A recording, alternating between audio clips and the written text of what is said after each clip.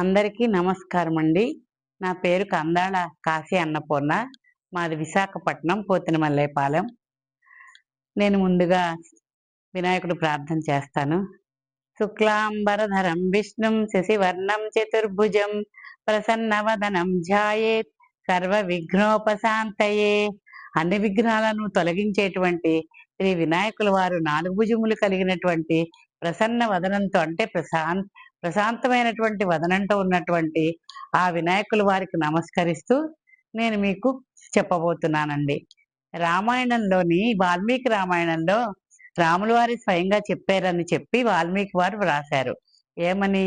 శైశవేభ్యస్త విద్యానాం యవ్వనే విషయేషిణాం వార్ధకే మునివృత్తీనాం యోగే నాంతే తనుచ్చజాం అని సాక్షాత్తు శ్రీ రాముల వారే చెప్పారట.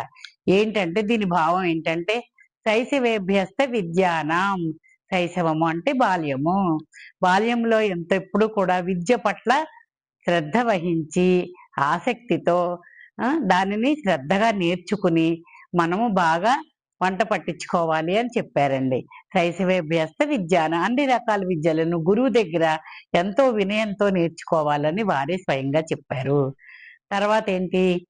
యవ్వనే విషయేషిణాం, యవ్వనంలో ఏం చేయాలంటే భార్య పెళ్లి చేసుకోవాలి, తర్వాత సంసారం జీవితాన్ని గడపాలి. అలాగే విషయేషిణాం అంటే ఏమిటంటే లోక జ్ఞానాన్ని కూడా అంతా సంపాదించి సంసారాన్ని సజావుగా ప్రశాంతంగా గడుపుకోవాలి. తర్వాత వార్ధకే మునివృత్తీనాం, వార్ధక్యం అంటే ముసలితనం.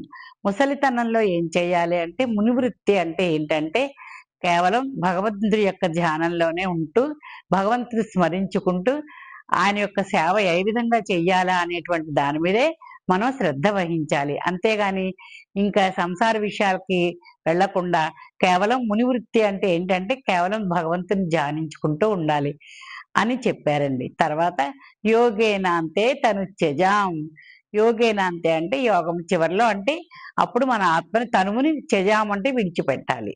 ఎలాగా అంటే భగవంతుడు పిలుపు వస్తుంది మనకి, ఆ విధంగా మన ఆత్మని శరీరం నుంచి విడిపోతుంది. ఆ విధంగా తనువుని చాలించాలి అని స్వయంగా శ్రీరాముల వారే చెప్పారండి. నమస్కారం అండి. మళ్ళీ తొందరలోనే ఇంకొక విషయంతో కలుద్దామండి.